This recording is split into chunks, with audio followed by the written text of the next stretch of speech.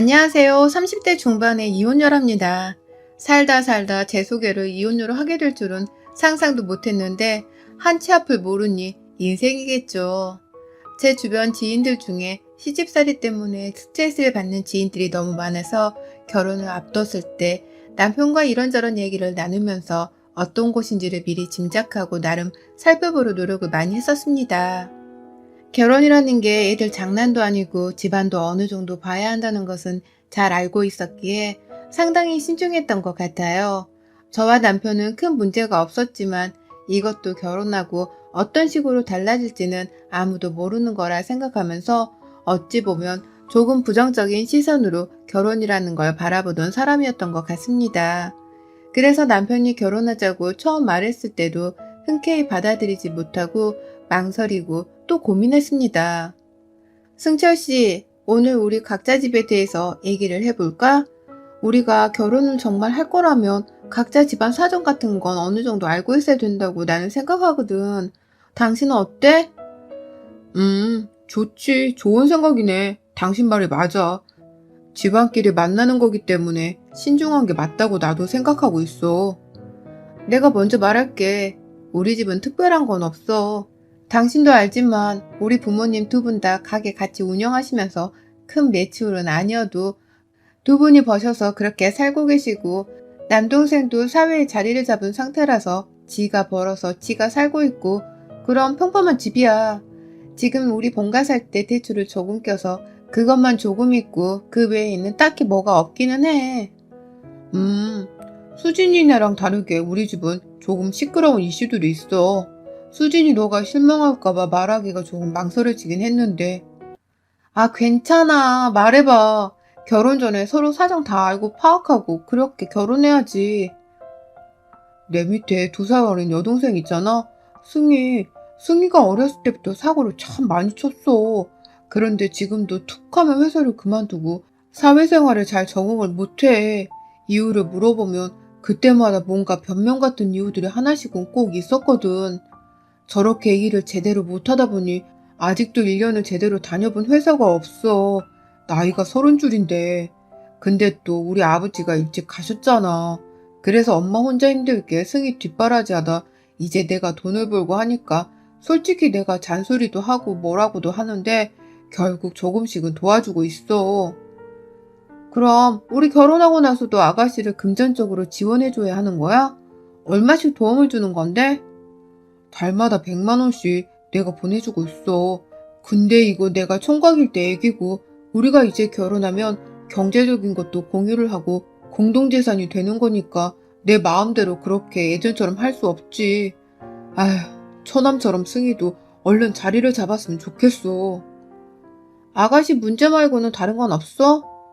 음, 우리 엄마가 혼자 키우다 보니까 금전적으로 솔직히 어렵기는 해. 그래서 내가 승희랑 엄마한테 돈으로 도움을 많이 주다 보니까 내가 모은 돈도 별로 없기도 하고 우리는 아직 월세거든. 그래서 매달 나가는 비용도 있고 뭐 그런 답답한 상황이지. 나는 조금 이해가 안 가는 게 당신이 가족들을 도와주는 건 찬성이고 당연한 거라고 생각은 하지만 언제까지고 책임을 질 수 없다는 걸 당신이 제일 잘 알았을 텐데 아가씨라도 빨리 독립시킬 수 있도록 해줬어야지. 매달 가만히 있어도 100만 원이란 돈이 뚝 떨어지면 나 같아도 일 안 할 것 같은데? 우선 어머님께 용돈 개념으로 도움 주는 건 괜찮지만 아가씨에 대한 금전적인 도움은 단 하나도 없게끔 할 수 있으면 결혼도 괜찮지만 그런 게 아니라면 우리 아직 결혼하기엔 상황이 안 좋은 것 같아. 그치, 수진아. 나도 그래서 너랑 결혼 결심하고 생각을 많이 했어.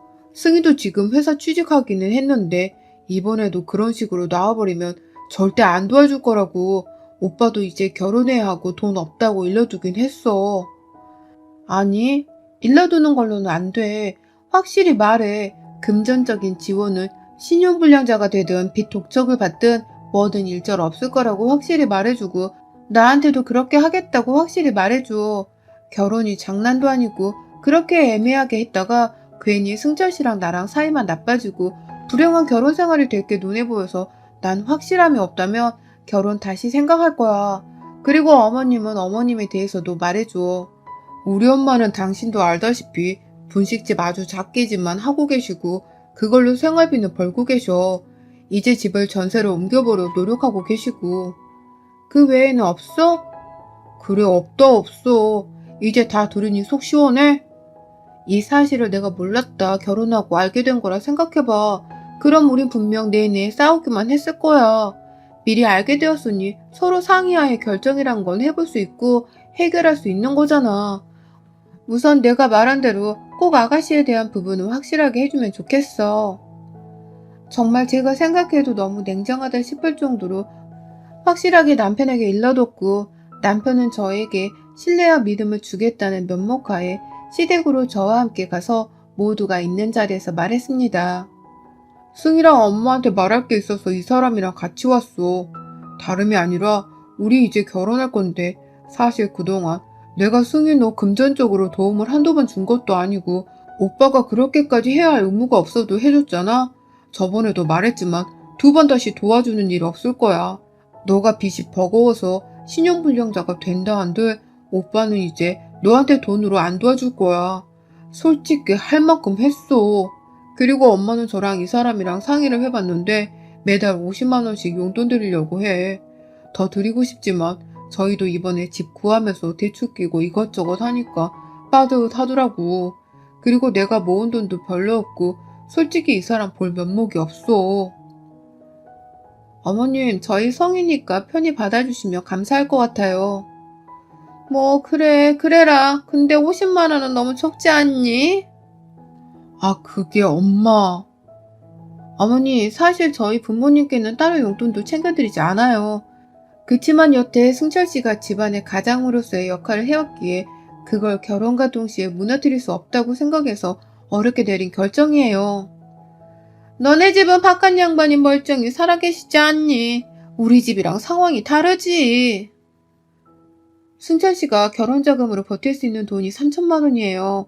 제가 보태는 비용이 7천만 원이고 저희 부모님께서 도와주신다는 비용이 3천만 원. 이렇게 해서 제가 1억을 채워서 저희 겨우겨우 집도 마련하고 가구들도 사서 채우고 그럼 남는 게 하나 없어요. 저희도 다시 시작해야 하는데 거기서 고정지출로 매달 50만 원씩 나가는 건 절대 작은 돈이 아니에요, 어머니. 솔직히 저렇게 가격까지 딱딱 밝혀서 말한 건 제대로 인지를 해드리고 싶었어요. 현재 저희 상황에 대해서 당신 잘난 아들이 지금 어떤 상황이고 그리하여 결혼할 때 금전적으로 얼마나 쪼들리는지에 대해 알려드리고 싶은 마음으로 일부러 금액까지 딱딱 밝혀서 말씀을 드렸습니다.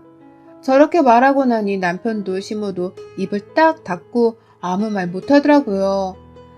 이렇게 강하게 말하지 않으면 분명 돈으로 이후에 골치 아픈 일들이 생길 것 같아서 확실히 해두자 싶었습니다. 그런데 살아있는 건 주둥이뿐인 신우가 입을 열더라고요.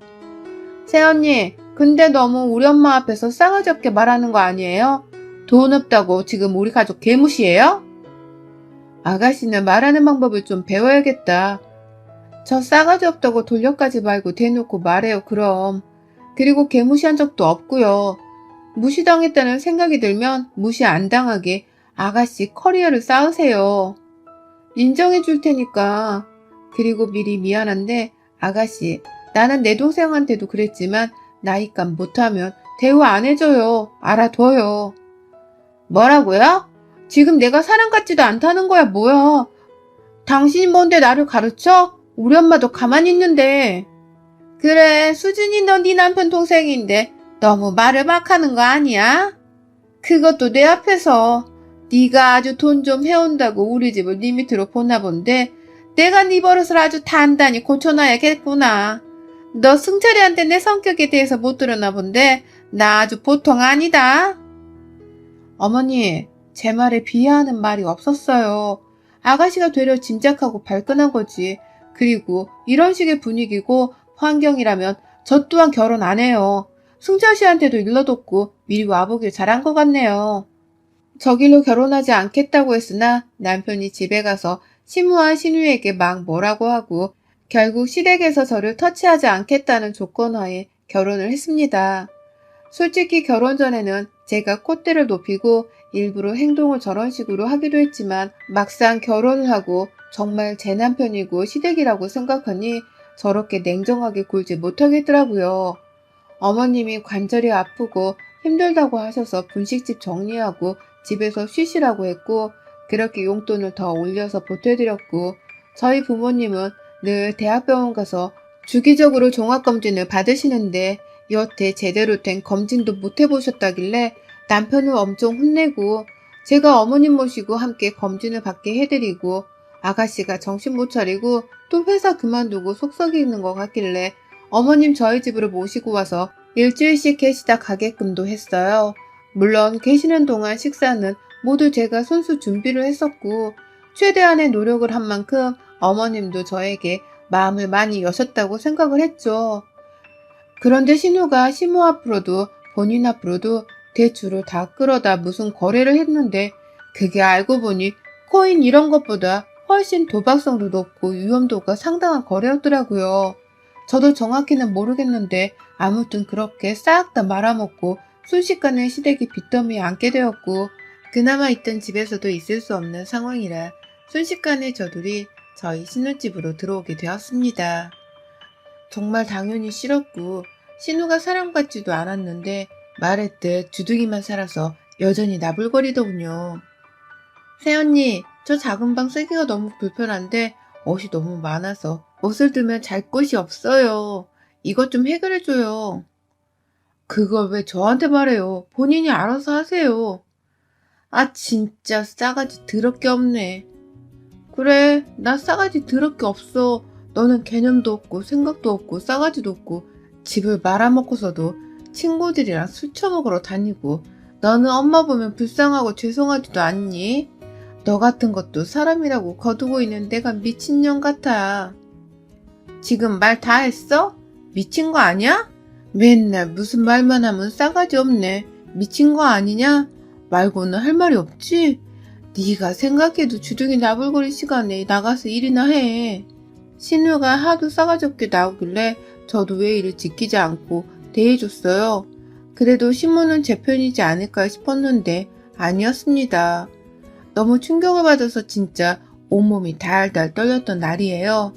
제가 원래 약속이 있었는데 취소가 돼서 이참에 아무도 없는 조용한 내 집에서 잠이나 실컷 자보자 싶어서 침실에서 이불 푹 뒤집어 쓰고 자고 있었거든요. 그러다 너무 시끄러워서 잠에서 깼는데 저만 빼고 시모랑 신우들이 거실에서 치킨을 먹으며 얘기를 하더라고요.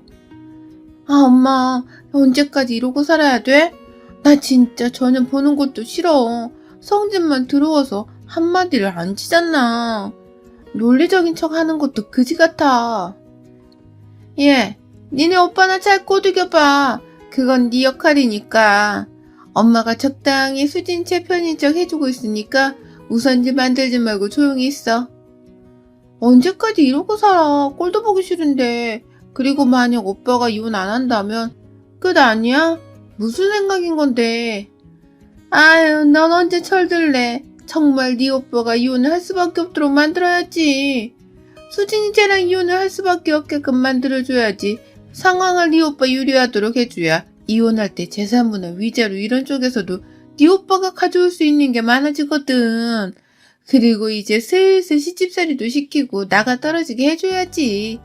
아무튼 엄마 다 알아서 할 거니까 조용히 좀 있어. 들어보니 저 모녀가 쌍으로 저와 남편을 이혼시키려고 작정을 했더라고요. 그 이유는 당연히 돈이었고 이혼을 하면서 본인 아들에게 떨어질 돈이 어느 정도 될 거라고 예상을 하고 있던 두 모녀를 보는데 정말 한심해서 말이 안 나왔습니다. 본인이 말한 것처럼 시모는 갑자기 태도가 급변해서 저를 괴롭히기 시작했어요. 예, 빨래가 잘못된 건지 이상하다. 다시 빨아야겠어. 예, 오늘은 한우 좀 먹자. 맨날 똑같은 것만 먹으니까 아주 질린다, 질려. 예, 돈 좀 30만 원만 보내줘봐라. 승희가 급히 필요하다네. 등등 정말 사람인가 싶을 정도의 뻔뻔함으로 저를 대했습니다.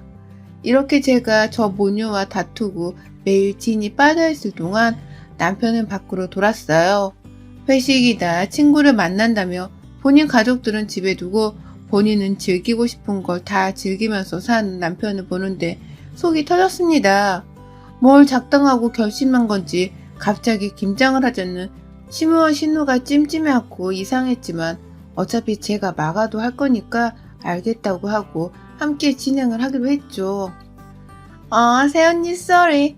어쩌냐. 옷에 고춧가루가 다 묻었네. 얼른 씻고 와요. 손이 미끄러져서. 누가 봐도 일부러 쏟은 듯하게 저한테 고춧가루를 쏟아버렸지만 아무런 말을 하지 않고 씻으러 갔습니다. 차라리 씻는 게 편하지 둘이 알아서 해라라는 마음이었습니다. 다 씻고 다시 합류를 하는데 이제는 시모가 저에게 시비를 걸었습니다. 수진이 너 내일 모레까지 나한테 2천만 원만 보내줘야겠다. 2천만 원은 왜요? 아니 언제까지 여기서 다 같이 살 수도 없고 너랑 승희가 오죽 싸워야지. 그 정도 있으면 월세 보증금은 되니까 나가려고. 승철 씨한테 말씀해보지 왜요? 네가 우리 아들보다 돈이 많잖아. 시애미가 집도 없이 떠도는데 2천만 원도 못 해주니? 왜? 아까워? 보증금이니까 나중에 그대로 돌려주면 되잖니. 아니요 어머니 그게 아니라 저도 2천만 원 여유가 없어서 승철 씨랑 상의해볼게요. 대출을 받든 뭐를 하든 내일 모레까지다. 김치 담다 뜬금없이 2천만 원 달라는 시모 행동에는 화가 났지만 너무 뻔뻔해서 열이 받았어요. 제가 한마디를 더하면 싸울 걸 알았고 그렇게 여지를 주고 싶지도 않아서 적당히 내내하고 말았습니다. 가만히 돕고 있는데 신우랑 시모의 대화는 저를 저격하듯 정말 듣지 못할 지경으로 이어졌어요. 엄마, 이번에 결혼한 내 친구 수아 알지? 걔 대박이야. 걔는 지네 시부모가 친부모 같다고 막 명품백이랑 차까지 바꿔줬더라. 그래서 내가 시댁 식구인데 그게 가능하냐고 하니까 너무 부모님 같고 좋대. 대박이지? 누구랑 비교되지 않아? 아이고 그 시부모들은 복도 많네. 수아걔가 너 고등학교 때 그 친구 맞지? 애가 참 인성이 좋아 보였어. 네 새언니는 뭐 내가 아무리 잘해줘봐야 돌아오는 건 늘 지적질인데 뭐 안 그러냐? 능력 없는 시애미는 김치나 담궈야지. 3시간을 넘도록 저 둘 사이에 껴서 대놓고 비아냥거리고 저를 욕하는 걸 듣다 보니까 어느덧 저도 한계가 왔습니다. 어머님, 그리고 아가씨, 이제 그만 좀 하세요. 저 들으라고 욕하는 거 실컷 들었으니까 그리고 저랑 승철씨 이혼했으면 하고 바라는 것 같은데 정확히 말씀드릴게요. 이혼을 해도 제가 득이지 승철씨는 절대로 득이 없어요. 아시죠? 저 되게 지독할 만큼 정확한 거 제가 믿지는 장사는 절대 안 하거든요. 그러니까 이혼을 해도 저는 손해볼 게 없어요. 먼저 저둘의 패기를 제가 깠어요. 전날 하루 종일 욕을 들어서 심적으로 힘들었던 것도 있고 혼자 냉정히 생각을 해봤어요. 이 결혼을 유지하는 게 맞는지 아닌지를. 그런데 생각을 해보면 해볼수록 제가 결혼을 하고 단 한 번의 행복한 감정을 느껴본 적이 없었습니다. 돈을 버는 족족 시댁에 쓰기 바쁘고 저 둘이 막무가내로 집으로 들어온 이후부터는 남편이랑도 사이가 멀어지고 거의 쇼윈도 부부처럼 지냈던 것 같아요. 외로웠고 힘겹고 숨이 막혀서 어디로 확 도망가고 싶다는 생각이 들었습니다. 그래서 저는 먼저 저들의 패를 까고 생각을 읽고 먼저 행동하기로 했어요. 너 우리 얘기하는 거 엿들었니? 영악하기는. 난 진짜 너처럼 지독한 애는 처음 본다. 여자가 그렇게 드세고 지독하면 못 써. 오던 남자도 달아나지. 그러니 승철이가 마음을 못 주고 늘 밖으로 돌지. 막말로 너는 승철이가 밖에서 씨 뿌리고 다녀도 할 말 없다. 내가 봐도 너 보면 흥분도 안 될 것 같아. 어디 무서워서 건들기나 하겠냐? 엄마 대박. 그건 나도 똑같이 생각했는데 솔직히 같은 여자지만 언니 같은 여자 진짜 매력 없는 건 본인도 알죠? 우리 오빠는 대체 어디가 좋아서 언니랑 결혼했는지. 그나마 돈이겠지? 돈은 있으니까? 그럼 좀 제대로 써야지. 어차피 말이 나왔으니 그냥 이혼하고 정리해라. 그리고 너 때문에 우리 아들 이혼남 된 거에 대한 피해보상은 청구할 테니까 똑바로 물어내라 돈으로. 진짜 수준 떨어져서 대화를 못하겠네. 대체 사람이 어떤 생각을 하면서 살면 그런 생각을 할 수 있는 거예요, 둘 다? 밖에서 씨를 뿌리고 다니던 말던 어떤 여자랑 뒹굴던 말던 전 상관없어요. 어차피 안 봐도 수준 답 나오고 그런 수준 떨어지는 것들이랑 상종하기 싫거든요. 근데 딱 어머님이랑 아가씨가 너무 조급해서 상종하기가 싫어요. 그러니 나가주세요. 아이씨구, 여기가 네 집이냐? 내 아들 집이기도 하지. 어디서 이래라 저래라야. 나가고 싶으면 네가 나가라. 쪽수로 해도 우리가 이기는구먼. 어디서 까불고 있어. 이봐. 정말 너무 무식해서 수준 떨어져서 대화가 안 통하네. 어머님, 정신 차리세요. 이 집 제 명이고 오로지 다 제 돈으로 대출 껴서 산 제 집이에요. 당신 아들 돈은 한 푼도 안 보탰고 이 가전들, 가구들도 제 돈으로 산 거예요. 이 집에 당신 아들 거는 팬티 몇 장, 옷 몇 개뿐이에요. 모르셨어요? 아니 그게 우리 승자리가 2천인가 3천인가 보탰잖아. 네 주둥이로 씹으렸으면서 기억이 안 나냐? 아, 그 돈이요? 그거 아가씨 사고 쳤을 때 합의금 금액이랑 똑같지 않아요? 당신 잘난 아들이 결혼에 보탬 비용이 없어요. 그럼에도 내가 여태 아무 말도 하지 않고 생생 한번 낸 적도 없는 건데 결국 본인 발등 본인들이 찍어버리네. 사실 그 돈으로 가전도 마련하고 채우려고 했으나 그새를 못 참고 사고친 아가씨의 합의금이 필요해서 돌려막았고 결국 남편은 이 결혼에 금전적으로 보탠 게 아무것도 없는 상태로 저와 결혼을 했었던 건데 그것도 모르고 저렇게 설레발을 치는 저 두 모녀를 어쩌면 좋을까요? 한심하다 못해 안쓰럽기까지 했습니다. 어차피 이렇게 끝난 거 짧으면 짧고 길다면 길었던 지옥 같은 결혼 생활의 시간이 너무 아깝고 분해서 김장 담그던 곳에 이 둘을 같이 담궜습니다. 너는 제발 정신 좀 차려. 언제까지 이럴래? 언제까지? 어때? 네가 그렇게 좋아하는 니네 엄마 김치인데 어떠니? 미친 거 아니야? 엄마 말려봐 좀. 이렇게 둘을 대하에 담궈버리고 김치 범벅이 된 둘은 눈이 따갑네 미쳤나 난리난리를 치는데 그대로 현관문 밖으로 밀어버렸습니다. 인터폰도 꺼버리고 후에 남편이 왔는데 그 길로 절대 문을 안 열어줬어요. 전화가 와서는 이게 지금 뭐 하는 거냐고 난리를 치는 남편에게 그랬죠. 당신이 바라던 게 이런 거 아니야? 이혼하고 싶은 마음이 없었다는 거짓말은 하지도 마. 그동안의 행동을 당신이 떠올리면서 생각해봐. 절대 그런 말 못할 거니까. 제발 돈이라도 빌려달라고 연락 오는 심오한 남편을 뒤로하고 그 어떠한 연락도 받아주지 않았고 이것 때문에 이혼하는데 시간이 조금 걸리긴 했지만 잘 마무리를 했습니다. 남편으로서의 역할도 제대로 수행하지 못했고 지긋지긋했던 시댁 식구들로부터 힘겨웠던 나날들을 겪은 제 사정이 인정이 되어서 그쪽에게 가는 돈이 하나 없어서 노발돼 버렸던 심호였지만 가볍게 무시해줬어요.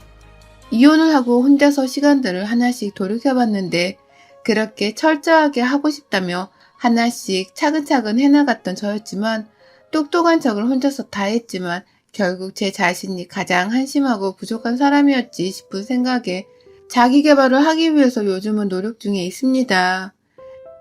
김치에 시무랑 신우를 버무려버린 사건은 지금 지인들이랑 밥을 먹다 김치만 봐도 빵 터지긴 하는데 그것도 결국 잘한 행동은 아니라고 생각을 하지만 시간을 되돌려 다시 돌아가도 김치에 돌을 버무려버리긴 했을 것 같아요. 이제는 많이 괜찮아진 상황이라서 이렇게 사연으로 적어보긴 했는데 저에게 많은 용기를 심어주시길 바라겠습니다. 여러분의 생각은 댓글로 남겨주세요. 오늘도 시청해주셔서 정말 감사합니다.